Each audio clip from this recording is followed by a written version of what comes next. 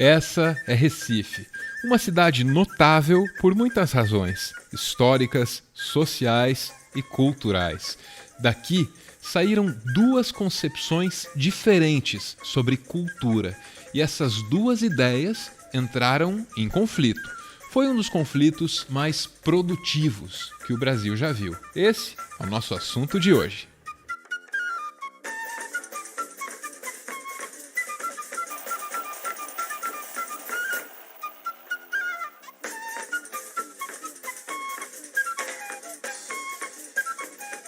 O movimento armorial de Ariano Suassuna queria preservar a cultura e as tradições locais de Pernambuco. Música, dança, literatura, artes plásticas, teatro, cinema, arquitetura. Tudo isso precisava ser mantido a salvo de uma indústria cultural globalizada e massificada. O nome do movimento de Suassuna também merece ser explicado. Armorial se refere ao conjunto das insígnias, dos brasões, dos estandartes e das bandeiras que representam um povo. A intenção aqui, mais uma vez, é a de reforçar a identidade local pernambucana.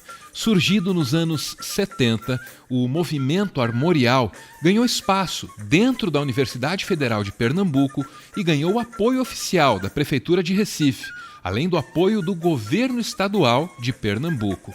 Recife, assim, oficializou a sua intenção de resistir aos encantos de Hollywood e de tudo que a indústria cultural produzisse. O discurso oficial agora carregava a resistência ferrenha de Ariano Suassuna à indústria cultural.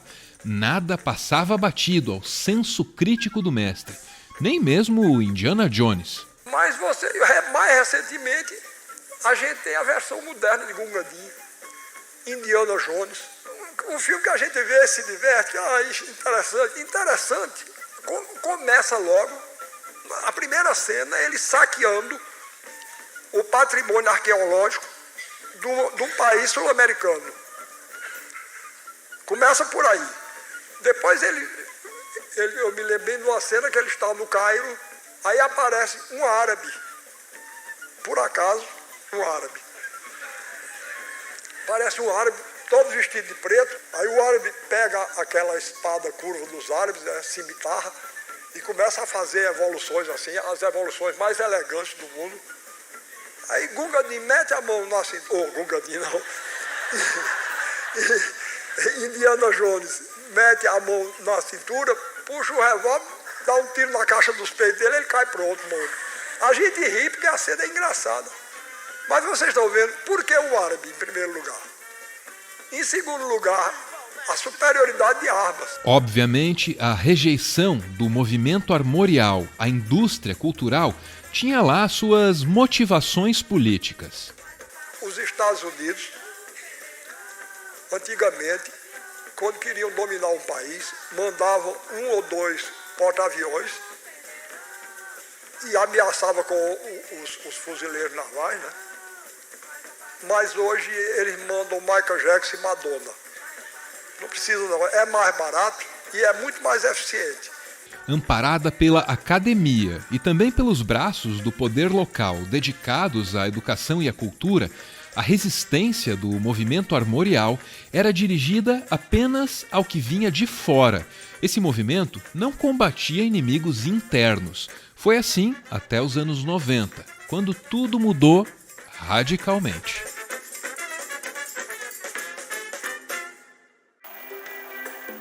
Se a Terra é um rádio, qual é a música? Mangue Beat! Na década de 90 veio o Mangue Beat, de Chico Science e de tantos outros. A galera do Mangue Beat tinha uma disposição muito diferente do movimento armorial. O Mangue Beat trabalhava para misturar indústria cultural globalizada com cultura popular local. Chico Science acreditava que era possível fazer as tradições regionais se apropriarem das influências estrangeiras, provocando assim uma transformação mútua. Desse jeito, Pernambuco faria parte do mundo e o mundo faria parte de Pernambuco. Chico Science tinha uma imagem para definir o Mangue Beat: a antena parabólica fincada na lama. Essa imagem resume bem as intenções do Mangue Beat, como ele mesmo explicou diversas vezes. Vocês têm como referência a parte percussiva, que é uma parte mais tradicional, vamos chamar assim, com uma eletrificação do som. Agora, a composição ela segue essa ideia também de se respeitar o ritmo juntamente com as guitarras? Justamente, assim, foram coisas... Essa coisa de envenenar os ritmos regionais, né? Pegar o que é regional ligado ao universal. Justamente essa história da antena parabólica enfiada na lama, né? Em contato com todos os ritmos universais. Por um lado, os Mangue Boys mantinham em mente o peso da sua ancestralidade, mantinham a intenção de valorizar suas raízes. Por outro, todos eles queriam a liberdade para lidar com essa rica herança cultural do seu jeito, misturando, experimentando, inovando. O Mangue Beat não é só música, é uma postura em relação à cultura local e global. Essa postura encontrou no músico e jornalista Fred 04 do Mundo Livre S.A. um dos seus principais articuladores. Foi 04 quem acrescentou o termo estrangeiro beat no nome do movimento. E também foi 04 que assinou alguns dos textos mais fundamentais do Mangue Beat. No manifesto Caranguejos com Cérebros, de 1992, ele deixava clara a disposição de misturar. 04 escreveu: hoje, os Mangue Boys e as Mangue Girls são indivíduos interessados em hip-hop, colapso da modernidade, caos, ataques de predadores marítimos, principalmente tubarões, moda, Jackson do Pandeiro, Josué de Castro, rádio, sexo não virtual, sabotagem, música de rua, conflitos étnicos, midiotia, Malcolm McLaren, os Simpsons e todos os avanços da química aplicados no terreno da alteração e expansão da consciência. A essas alturas, já deve ter ficado claro que o movimento Mangue Beat da década de 90 desafiava as disposições do movimento armorial dos anos 70, ou pelo menos esse era o jeito que o Ariano Suassuna tinha de ver as coisas.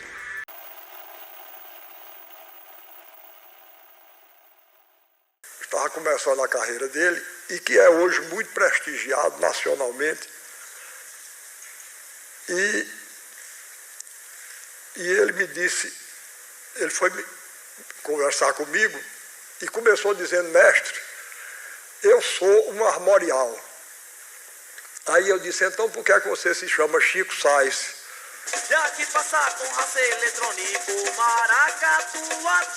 O fundamento da música de Chico era uma mistura de rock com maracatu rural. Aí eu disse: mas para que você faz essa mistura? Aí ele disse: mas eu faço isso para valorizar o maracatu rural. Eu digo: eu não posso entender como é que uma coisa ruim valoriza uma boa, não. Quer dizer, nós temos uma música pessoal, particular, singular. A gente não precisa lançar a mão de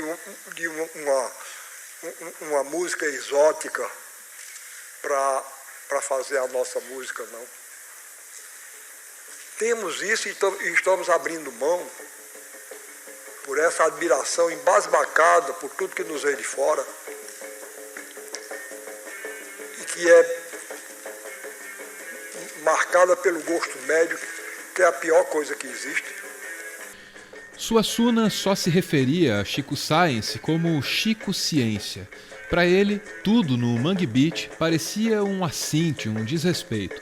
Desde o nome, que incorporava uma palavra estrangeira, até a disposição mais básica de fincar a antena parabólica na lama para captar todo aquele gosto médio que o Ariano Suassuna desprezava. Ainda assim, Chico Science chamava Suassuna de mestre e chegou até a se declarar simpático ao movimento armorial. A postura do Chico Science talvez fosse uma necessária jogada de diplomacia, porque de fato o Mangue Beat era um contraponto ao movimento armorial.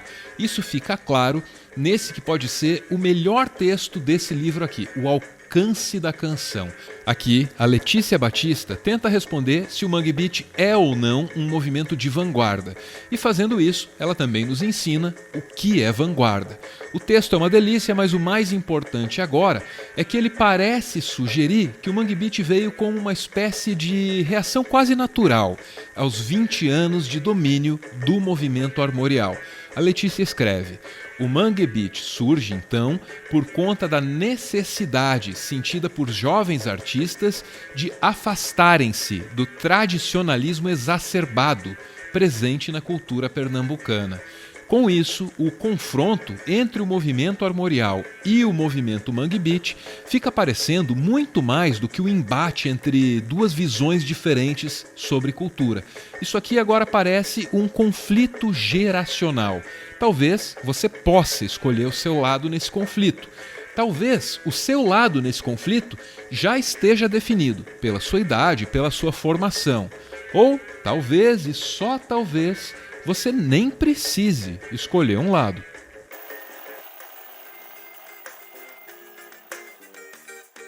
A intenção de manter a pureza da cultura local fez bem à obra de Ariano Suassuna. Sem essa intenção, a gente não teria o Alto da Compadecida. A obra dele não vai ser esquecida. A intenção de misturar para transformar também fez bem a Chico Science. Sem essa intenção, a gente não teria Da Lama ao Caos. A obra dele também não vai ser esquecida. O movimento armorial preservou as tradições tão bem quanto pôde. Quando o Mangue Beat chegou, essas tradições ainda estavam lá para serem transformadas. Existe, por trás do conflito entre esses dois movimentos, a mais bela das harmonias. Olhando para tudo isso com a distância histórica que o século XXI já proporciona, fica parecendo que um movimento apenas completou o trabalho do outro. Trabalho, novo trabalho, novo trabalho, novo trabalho.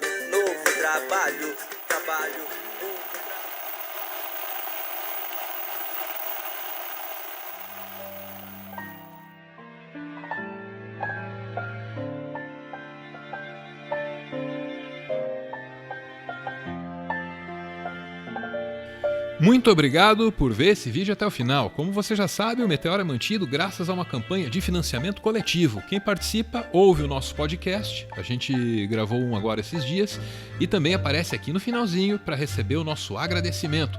Hoje é o Brenner que aparece aqui junto com o irmão dele, o Samir.